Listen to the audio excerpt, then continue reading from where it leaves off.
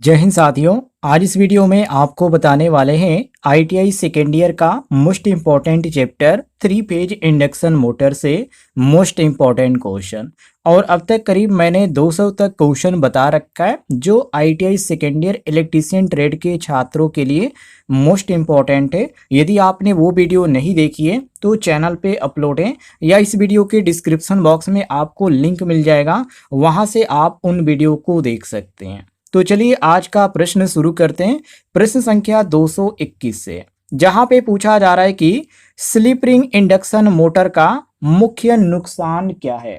जी हाँ, नुकसान के बारे में पूछा जा रहा है कि इसका नुकसान क्या है। तो यहाँ पे नुकसान की हम बात करें तो सबसे बड़ी चीज होती है इसमें मेंटेनेंस की। जी हाँ, अधिक रख रखाव का, क्योंकि इसमें जो होता है स्लिप रिंग होता है और ब्रश लगा होता है जिसका नियमित आपको सफाई करना पड़ता है, मतलब कि देखभाल करना पड़ता है, ऐसे आप कह सकते हैं। तो सबसे ज़्यादा यहाँ पे नुकसान आपका यही है, इसमें आपको समय देना पड़ेगा। बाकी जो अदर मोटर होती हैं जैसे कि ए ऑप्शन दिया गया कम प्रारंभिक टार्क, तो ये जो होता है स्लिप रिंग मोटर का प्रारंभिक जो टार्क अधिक होता है, तो इसमें यहाँ पे अलग चीज होती है। इसमें यहाँ पे ऐसे नहीं देखने को मिलता है, मतलब कि स्लिप रिंग इंडक्शन मोटर का नुकसान की यदि बात करें तो कम यहाँ पे प्रारंभिक टार्क ये कोई नुकसान नहीं है, लेकिन अधिक रख रखाव जो है ये बड़ा नुकसान है। डेली आपको ब्रश साफ करना पड़ेगा जब भी आप इसको काम में लेंगे और सफाई करना पड़ेगा, तो ये इसमें ज़्यादा नुकसान है।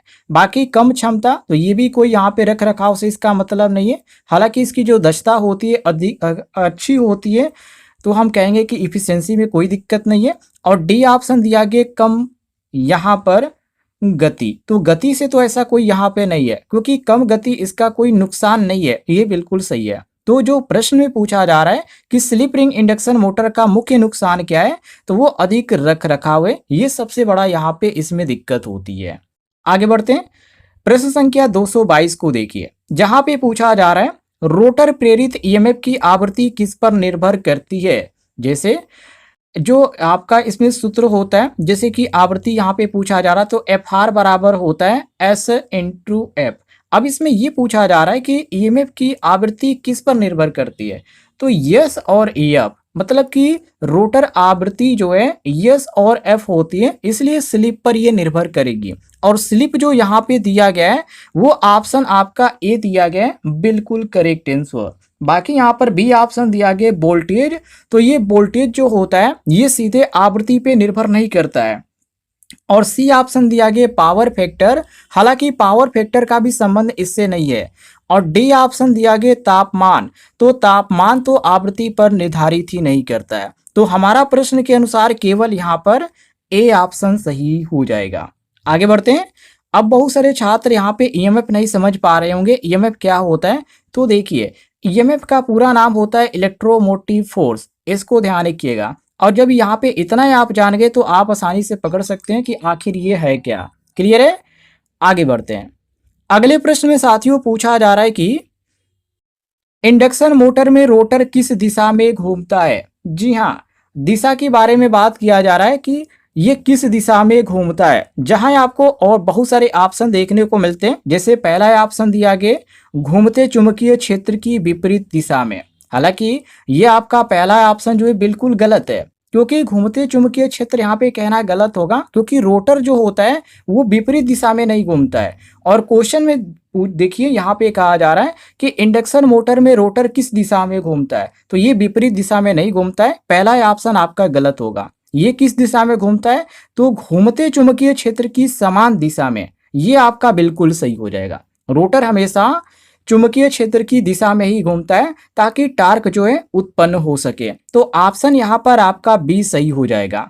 और यहाँ पे आपका सी ऑप्शन दिया गया अनियमित दिशा में, तो ये भी यहाँ पे गलत है। और नीचे दिया गया रोटर नहीं घूमता है, ये तो और भी यहाँ पे गलत है, क्योंकि रोटर जो होता है वो संचालन में यहाँ पर घूमता है। तो ऐसा यहाँ पे कहना बिल्कुल गलत है कि रोटर नहीं घूमता है। क्लियर है। हमारा प्रश्न के अनुसार केवल यहाँ पर बी ऑप्शन सही हो जाएगा।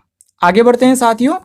प्रश्न संख्या 224 को देखिए, जहां पे पूछा जा रहा है धूल युक्त औद्योगिक वातावरण में कौन सी मोटर अधिक उपयुक्त है। जैसे डीसी मोटर हो गया, या यूनिवर्सल मोटर, या स्क्वायरल फेज इंडक्शन मोटर और डी ऑप्शन दिया गया स्लिप रिंग मोटर। तो इसमें कौन सा ऑप्शन सही होगा? क्वेश्चन आपका काफी इंपॉर्टेंट है। तो इसमें साथियों आपका सही हो जाएगा option C, squirrel cage induction motor. जी हाँ, क्योंकि स्क्वायरल केज जो मोटर होती है ये एक तरह से बंद संरचना और कम रख रखाव के कारण जो होती है ये धूल युक्त होती है, मतलब कि उतना इसमें धूल नहीं होता है, मतलब वातावरण में अधिक ये उपयोगी होती है, ज़्यादा इसमें कोई दिक्कत नहीं होता है। बाकी जो डीसी मोटर होती है ये डीसी मोटर में ब्रश होता है और ब्रश होने का मतलब क्या है, धूल का प्रभाव इस पे अधिक पड़ेगा। और उसी प्रकार यहाँ पे बी ऑप्शन दिया गया इन्वर्सल मोटर। तो इन्वर्सल मोटर में जो होती है एक तरह से ये उद्योगों में ज़्यादातर उपयोग किया जाता है, भारी औद्योगिक मशीन है ये, तो इसमें यहाँ पे ज़्यादा दिक्कत होती है, इसमें भी धूल कण आसानी से प्रवेश कर जाते हैं। और यहाँ पे डी ऑप्शन दिया गया स्लिप रिंग मोटर। तो स्लिप रिंग मोटर में तो ब्रश और रिंग होते हैं, तो इसमें भी धूल की समस्या होती है ज़्यादातर। तो हमारा प्रश्न के अनुसार जो सही होता है कि धूल युक्त औद्योगिक वातावरण में कौन सी मोटर अधिक उपयुक्त होती है, तो वो होती है केवल squirrel cage induction motor. Clear है? आगे बढ़ते हैं। प्रश्न संख्या 225, जिसमें साथियों पूछा जा रहा है इंडक्शन मोटर पर लोड बढ़ने पर कौन सी राशि बदलती है? तो इसमें स्लिप बदलता है। जी हाँ, क्योंकि जैसे ही लोड बढ़ेगा तो लोड बढ़ने पर रोटर की जो गति होगी वो धीमी होगी। आप इस तरह समझ लीजिए, मोटर की केस में कोई मोटर है, ठीक है, बिना लोड का चल रहा है तो वो बहुत ही तेज चलेगा। क्या चलेगा?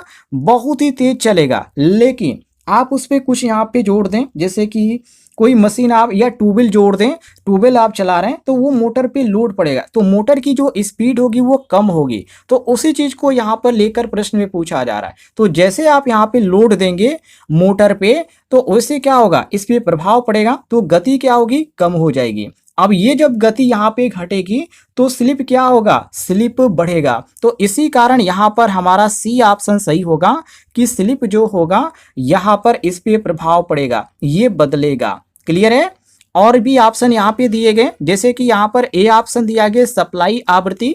हालांकि सप्लाई आवृत्ति तो कहना बिल्कुल गलत हो जाएगा, क्योंकि सप्लाई आवृत्ति जो होती है वो स्थिर रहती है, इसमें कोई परिवर्तन नहीं होता है। और बी ऑप्शन दिया गया ध्रुवों की संख्या। तो ध्रुवों की संख्या भी नहीं बदलती है और स्टेटर कोर ये तो बदलता ही नहीं है, ये ध्यान रखिएगा, ये स्थिर वाला भाग बोला जाता है इसको। तो प्रश्न के अनुसार यहाँ पर केवल सी ऑप्शन सही हो जाता है। आगे देखते हैं प्रश्न संख्या 226, जिसमें पूछा जा रहा है रोटर शाफ्ट से जुड़े पंखों का कार्य क्या है? पंखों की कार्य के बारे में बात किया जा रहा है। तो इसका काम होता है क्या, एक तरह से इसका शीतलन सुधारना होता है, कूलिंग से संबंधित ये चीज होती है। मतलब कि एक तरह से फैन ब्लेड जो होता है हवा जो प्रवाहित करता है, तो हवा प्रवाहित करके एक तरह से मोटर की जो गर्मी होती है उसको बाहर निकालने का काम करता है, और इसी को बोला जाता है शीतलन सुधारना, मतलब कि अंदर की नमी को हटाना, ऐसे आप समझ सकते हैं। तो ऑप्शन यहाँ पर आपका बी करेक्ट आंसर हो जाएगा। और ए ऑप्शन दिया गया टार्क बढ़ाना। हालांकि फैन ब्लेड जो होता है टार्क पे कोई प्रभाव नहीं डालता है, क्योंकि टार्क से इसका कोई संबंध ही नहीं है। और सी ऑप्शन दिया गया स्लिप कम करना। तो स्लिप कम करना भी इनका कोई कार्य नहीं है। और डी ऑप्शन दिया गया वोल्टेज बढ़ाना। हालांकि वोल्टेज जब बढ़ाने की बात आती है तो वो ट्रांसफार्मर की केस में होती है, मोटर के केस में नहीं होती है। तो ये भी ऑप्शन आपका गलत है, केवल यहाँ पर बी ऑप्शन हमारा करेक्ट आंसर हो जाएगा। क्लियर है साथियों? आगे बढ़ते हैं। प्रश्न संख्या 227 को देखिए, जहां पे पूछा जा रहा है सप्लाई वोल्टेज में परिवर्तन से मोटर का कौन सा पैरामीटर प्रभावित होता है? तो ये टार्क प्रभावित होता है। पहला ही ऑप्शन आपका सही हो जाएगा, क्योंकि इंडक्शन मोटर में ये देखने को मिलता है कि टार्क जो है वो वोल्टेज के वर्ग के समानुपाती होता है। क्या होता है, एक बार मैं दोबारा रिपीट करता हूं, वोल्टेज के वर्ग के क्या होता है, समानुपाती होता है। तो वोल्टेज बदलने पे टार्क पे भी प्रभाव पड़ेगा। तो उसी को लेकर ये प्रश्न पूछ रहा है कि सप्लाई वोल्टेज में परिवर्तन में मोटर का कौन सा पैरामीटर प्रभावित होता है? तो टार्क प्रभावित होता है। ये आपका ए ऑप्शन यहाँ पे सही हो जाएगा। और बी ऑप्शन दिया गया ध्रुव संख्या। हालांकि ये गलत है, क्योंकि ध्रुव संख्या जो होता है इसमें परिवर्तन नहीं होता है, ये स्थिर रहता है। और आवृत्ति भी जो होता है वो भी स्थिर रहता है, क्योंकि आवृत्ति वोल्टेज से ये अलग होता है। और यहाँ पे डी ऑप्शन दिया गया रोटर पदार्थ। तो रोटर पदार्थ भी नहीं बदलता है, ये भी आपका गलत है। केवल प्रश्न के अनुसार यहाँ पर ए ऑप्शन हमारा सही हो जाएगा। जितने भी लोग वीडियो को देख रहे हैं मैं सबसे रिक्वेस्ट करूंगा सभी लोग वीडियो पर लाइक कीजिएगा और ऐसे ही प्रश्न आप डेली पढ़ना चाहते हैं तो वीडियो के नीचे आपको एक बटन दिख रहा होगा सब्सक्राइब वाला, उसे जरूर दबाइएगा। चलिए प्रश्न संख्या 228 को देखिए। इसमें पूछा जा रहा है कौन सा एनक्लोजर मोटर को धूल और नमी से बचाता है। तो इसमें होता है जिसको बोला जाता है बंद एनक्लोजर, मतलब क्लोज वाला होता है। अब यहाँ पे देखिए कौन सा दिया गया, ये देखिए ऑप्शन सी दिया गया है बंद एनक्लोजर, मतलब कि पूरी तरह से बंद एनक्लोजर ये होता है, मतलब चारों ओर से एक तरह से क्लोज रहेगा, जैसे धूल और जो नमी है वो जो है एक तरह से उससे अधिक सुरक्षा मिल सके, अंदर ना प्रवेश कर सके, तो इसको बोला जाता है इनक्लोजर। ऑप्शन आपका सी सही हो जाएगा। बाकी और भी यहाँ पे ऑप्शन दिए गए तो इनको छोड़ देते हैं, आगे बढ़ते हैं। प्रश्न संख्या 229 को देखिए। इसमें पूछा जा रहा है कौन सी स्थिति इंडक्शन मोटर के अधिक गर्म होने का कारण बनती है। जैसे ए ऑप्शन दिया गया उचित वेंटिलेशन, बी ऑप्शन है ओवरलोडिंग, सी ऑप्शन है सही वोल्टेज और डी ऑप्शन दिया गया हल्का लोड। तो इसमें आपका सही हो जाएगा ऑप्शन बी ओवरलोडिंग। जी हाँ, क्योंकि इसमें यहाँ पे हानि होती है। तो ओवरलोडिंग से क्या होता है कि मोटर जो होता है अधिक करंट लगता है और यहाँ पे अधिक जब करंट लेगा तो इसमें हानि होगी। और कौन सी हानि होगी, तो आई स्क्वायर आर यहाँ पे होगा, अधिक गर्मी यहाँ पे उत्पन्न होगी। तो ये आपका सही हो जाता है ऑप्शन बी, क्योंकि इसी चीज को लेकर क्वेश्चन में पूछा जा रहा है कि इंडक्शन मोटर के अधिक गर्म होने का कारण क्या है, तो ओवरलोडिंग ये कारण है, ये ध्यान रखिएगा। बाकी ए ऑप्शन दिया गया उचित वेंटिलेशन, तो ये तो अलग चीज है, एक तरह से ये तापमान नियंत्रण को रखता है, ये अधिक तापमान नहीं होने देता है। और सी ऑप्शन दिया गया सही वोल्टेज, तो ये तो और भी गलत हो जाएगा, क्योंकि वोल्टेज जो होता है ये संचालन बनाए के रखने के लिए होता है, इससे गर्म से और कूलिंग सिस्टम से कोई मतलब नहीं है। और डी ऑप्शन दिया गया हल्का लोड, तो हल्का लोड पर हीटिंग जो होती है कम होती है, एक तरह से ये सही होता है। तो हमारा प्रश्न के अनुसार जो सही होगा केवल यहाँ पर बी ऑप्शन करेक्ट आंसर हो जाएगा। आगे बढ़ते हैं। प्रश्न संख्या 230। इसमें पूछा जा रहा है कौन सा गुण इंडक्शन मोटर को औद्योगिक उपयोग के लिए उपयुक्त बनाता है। मतलब कि औद्योगिक जो यहाँ पे उपयोग हो उसमें यहाँ पे किस कारण से इसको लिया जाता है। तो ये जो मजबूत और सरल डिजाइन इसके कारण लिया जाता है। यहाँ पर आपका सी ऑप्शन दिया भी गया है, मतलब कि मजबूती उसमें हो, रख रखाव में भी अच्छा हो, ज़्यादा यहाँ पे साफ सफाई का ध्यान न देना पड़े और अच्छता इसकी जो दक्षता होगी, जो एफिशिएंसी होगी वो भी अच्छा हो। और एक दूसरी चीज़ जो कि यहाँ पे अपनी भाषा में बोला जाता है कि विश्वास हो कि ये अच्छा चीज़ है, ऐसे इस तरह यहाँ पे लिया जाता है। तो हमारा प्रश्न के अनुसार जो सही होता है केवल ऑप्शन सी हो जाता है करेक्ट आंसर। ये कुछ यहाँ पे प्रैक्टिकली भी क्वेश्चन है जो मैं आपको बता रहा हूँ। आगे बढ़ते हैं। प्रश्न संख्या 231। इसमें पूछा जा रहा है स्क्वायरल केज इंडक्शन मोटर में रोटर बार टूटने का क्या प्रभाव होता है। रोटर बार यदि टूट जाए तो उस समय क्या प्रभाव होगा, तो कंपन होगा और शोर जो होगा वो तो अलग ही होगा, ज़्यादा यहाँ पे शोर होगा। तो हम यहाँ पे कह सकते हैं कि टूटे हुए रोटर बार के कारण एक तो चुंबकीय क्षेत्र यहाँ पे जो बनता है वो असंतुलित हो जाएगा, मतलब कि सही तरीके से नहीं बनेगा। दूसरी बात ये वो कंपन करेगा और कंपन के कारण जो होगा वो शोर बहुत ही ज़्यादा होगा। और दूसरी चीज़ जब उसमें कंपन होगा तो एक दूसरे से टकराव भी होगा, तो उससे यहाँ पे हीटिंग भी होगी। तो ये सारी समस्या आपको देखने को मिलेगा। तो ऑप्शन यहाँ पे बी आपका सही हो जाएगा, कंपन और शोर बढ़ना। ये आपका बी ऑप्शन करेक्ट आंसर हो जाता है। आगे देखते हैं। प्रश्न संख्या 232। इसमें पूछा जा रहा है कि कम वोल्टेज पर इंडक्शन मोटर स्टार्ट करने के लिए सामान्यतः कौन सा वाइंडिंग कनेक्शन उपयोग किया जाता है।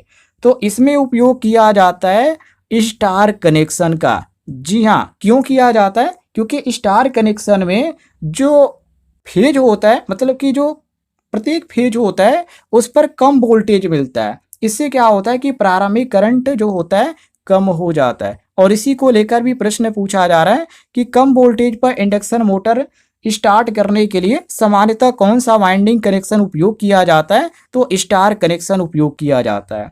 और ए ऑप्शन दिया गया डेल्टा कनेक्शन, हालांकि डेल्टा कनेक्शन में फेज वोल्टेज जो होता है अधिक होता है। और सी ऑप्शन दिया गया सीरीज कनेक्शन, तो सीरीज कनेक्शन जो होता है ये सामान्य होता है। और डी ऑप्शन दिया गया पैरेलल कनेक्शन, तो ये तो पैरेलल कनेक्शन मोटर स्टार्टिंग के लिए माना जाता है, एक तरह से ये मानक विधि नहीं है, ये अलग चीज है। हमारा प्रश्न के अनुसार केवल बी ऑप्शन सही हो जाएगा।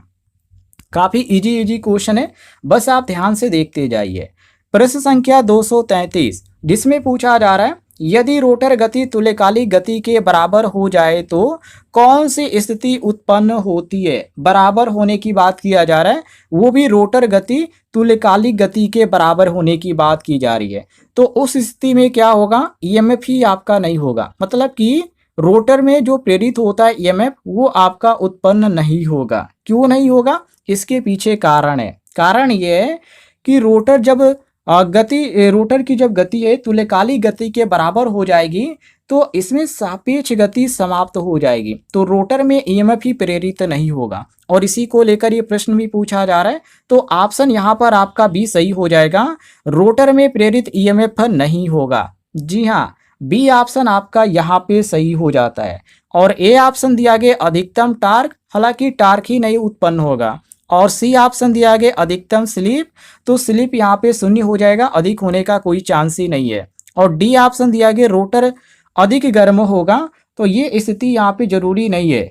ओवर हीटिंग में क्या होता है कि गर्म होता है, और यहाँ पे ओवर हीटिंग की बात नहीं है। यहाँ पर हमारा प्रश्न में ये पूछा जा रहा है कि यदि रोटर गति तुल्यकालिक गति के बराबर हो जाए तो कौन सी स्थिति होगी, तो इस समय रोटर में प्रेरित ईएमएफ नहीं होगा। ऑप्शन आपका बी करेक्ट आंसर हो जाएगा।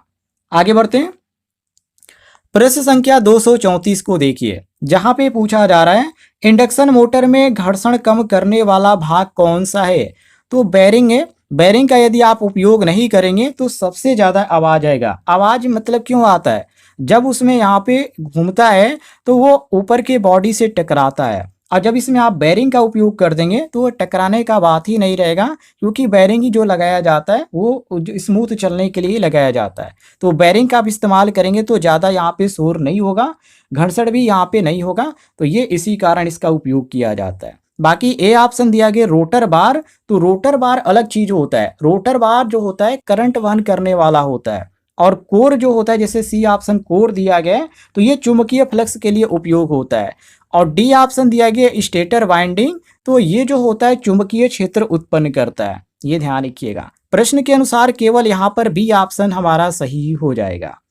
आगे बढ़ते हैं, प्रश्न संख्या 235 जिसमें पूछा जा रहा है इंडक्शन मोटर की नो लोड अवस्था में शक्ति हानि का मुख्य स्रोत क्या है। जी हाँ, स्रोत के बारे में पूछा जा रहा है, तो आयरन और मैकेनिकल लॉस ये सबसे बड़ा स्रोत है, क्योंकि नो लोड अवस्था में आयरन लॉस और घर्षण और विंडेज जैसे यहाँ पे मैकेनिकल लॉस देखने को मिलते हैं।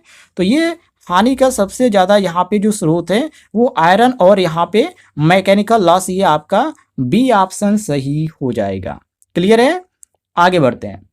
अगले प्रश्न में साथियों पूछा जा रहा है कि क्रेन और होइस्ट में सामान्यतः कौन से इंडक्शन मोटर उपयोग होता है। तो क्रेन में क्या होता है स्लिप रिंग मोटर, और यहाँ पर आपका दिया गया slip ring motor option B, तो ये आपका बी ऑप्शन सही हो जाएगा। क्रेन हो गया, होइस्ट हो गया, इसमें किसकी जरूरत होती है, तो अधिक प्रारंभिक टार्क की जरूरत होती है, और ये चीज आपको स्लिप रिंग मोटर में देखने को मिलता है। तो हम कहेंगे कि ऑप्शन बी हमारा करेक्ट आंसर हो जाएगा। और ए ऑप्शन दिया गया स्क्वायरल केज मोटर, तो स्क्वायरल केज मोटर का जो प्रारंभिक टार्क होता है वो सीमित होता है, तो ए ऑप्शन हमारा इस प्रकार गलत है। और सी ऑप्शन दिया गया सैडेड पोल मोटर, तो सैडेड पोल मोटर जो होता है छोटे उपकरणों के लिए होता है, ये इसका उपयोग जो किया जाता है क्रेन में नहीं किया जाता है। और यहाँ पे डी ऑप्शन दिया गया सर्वो मोटर, तो ये तो कार्यों के लिए होता है, नियंत्रण के लिए होता है, इसका काम अलग होता है। तो प्रश्न के अनुसार यहाँ पर बी ऑप्शन हमारा सही हो जाएगा।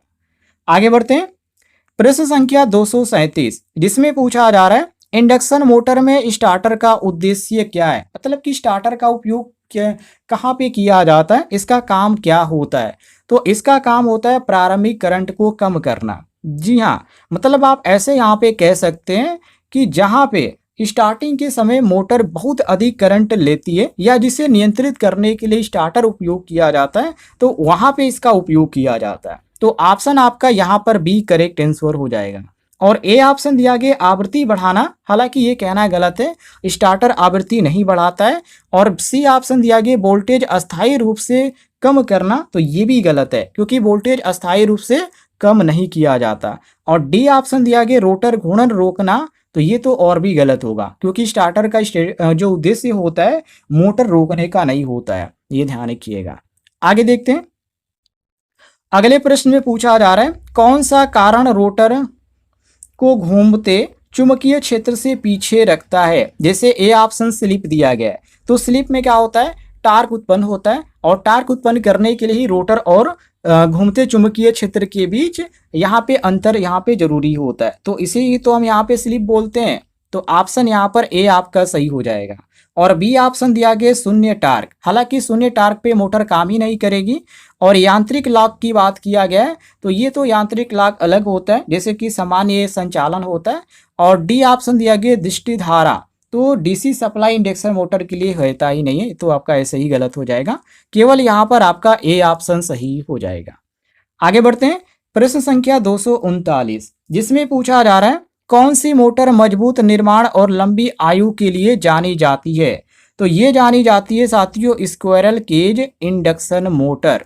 जी हाँ, स्क्वायरल केज इंडक्शन मोटर, क्योंकि साथियों आप सभी को मालूम होना चाहिए स्क्वायरल केज जो मोटर होती है, एक तो ये सरल होती है, मजबूत भी होती है, रख रखाव में भी कोई दिक्कत नहीं होती है, लंबे समय तक चलने वाली मोटर है स्क्वायरल केज मोटर। और उसी चीज को लेकर प्रश्न में पूछा जा रहा है कि कौन सी मोटर मजबूत निर्माण और लंबी आयु के लिए जानी जाती है, तो ये है आपका स्क्वायरल केज मोटर। बाकी यूनिवर्सल मोटर जो होती है इसमें ब्रश होता है, तो घिसावट ज़्यादा होगी, तो इसमें खर्चा ज़्यादा है, इसमें रख रखाव की यहाँ पे दिक्कत है।